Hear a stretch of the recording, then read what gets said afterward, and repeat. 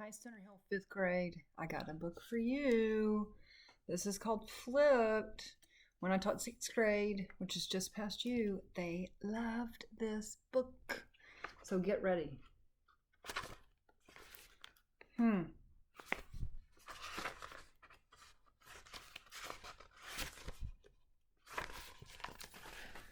First chapter, I believe this is several characters talking. This is Bryce talking, and this chapter is called Diving Under. All I've ever wanted is for Julie Baker to leave me alone, for her to back off, just give me some space.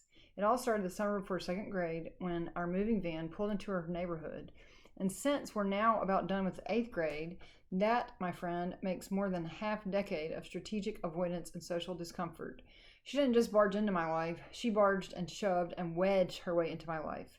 Did we invite her to get into our moving van and start climbing all over boxes? No, but that's exactly what she did, taking over and showing off like only Julie Baker can. My dad tried to stop her. Hey, he says as she's catapulting herself on board. What are you doing? You're getting mud everywhere. So true, too. Her shoes were like caked with the stuff. She didn't hop out, though. Instead, she planted her rear end on the floor and started pushing a big box with her feet. Don't you want some help? She glanced my way. It sure looks like you need it. I didn't like the implication.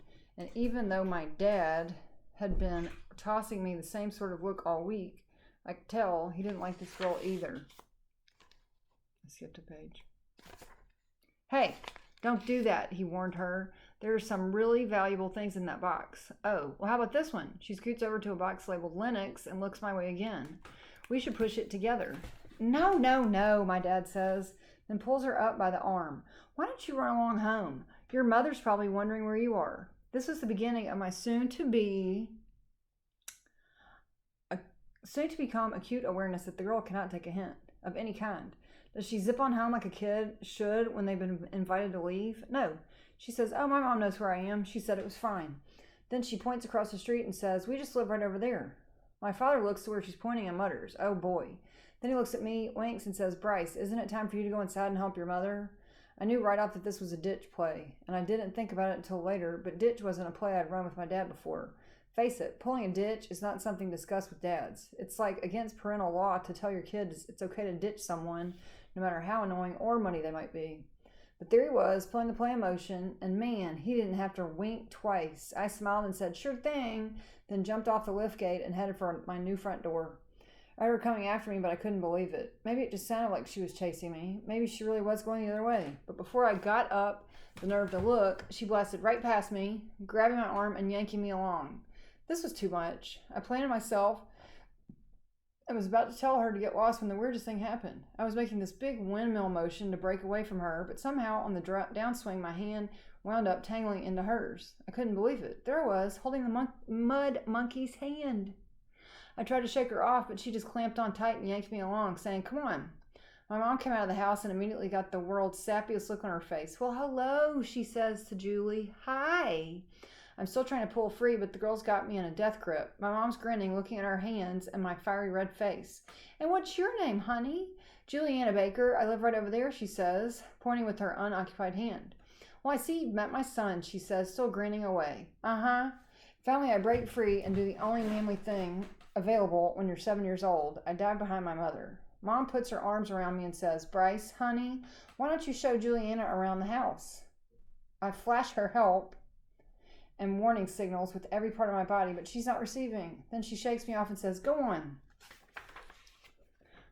Julie would have tramped right in if my mother hadn't noticed her shoes and told her to take them off. And after those were off, my mom told her that her dirty socks had to go too.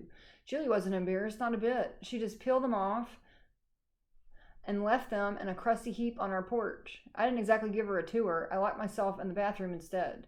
And after about 10 minutes of yelling back at her that no, I wasn't coming out anytime soon, things got quiet out in the hall. Another 10 minutes went by before I got the nerve to peek out the door.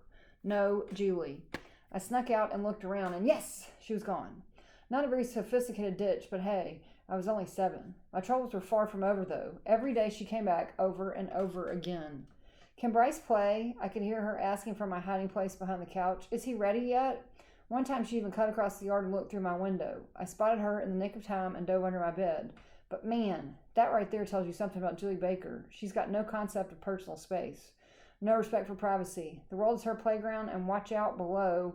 Julie's on the slide. Lucky for me, my dad was willing to run block, and he did it over and over again. He told her I was busy or sleeping or just plain gone. He was a lifesaver.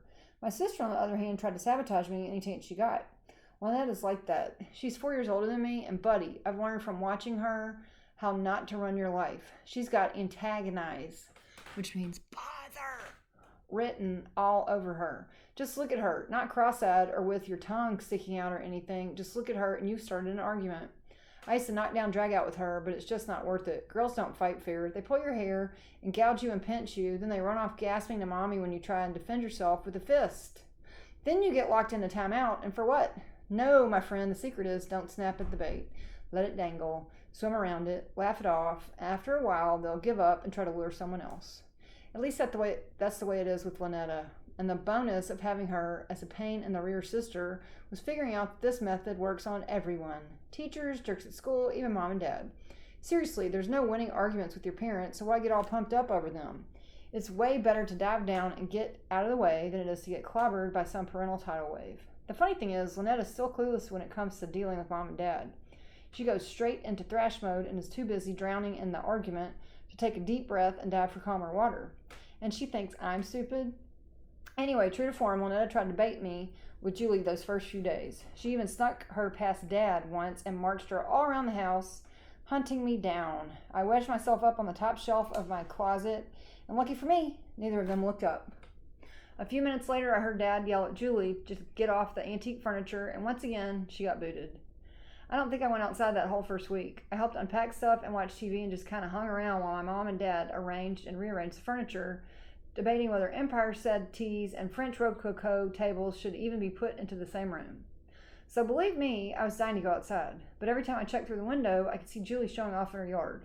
She'd be heading a soccer ball or doing high kicks with it or dribbling it up and down their driveway. And when she wasn't busy showing off, she'd just sit on the curb with the ball between her feet, staring at our house. My mom didn't understand why it was so awful that cute little girl had held my hand. She thought I should make friends with her. I thought you liked soccer, honey. Why don't you go out there and kick the ball around? Okay, I'm going to pause really fast. This is part 1, and then we're going to go to part 2.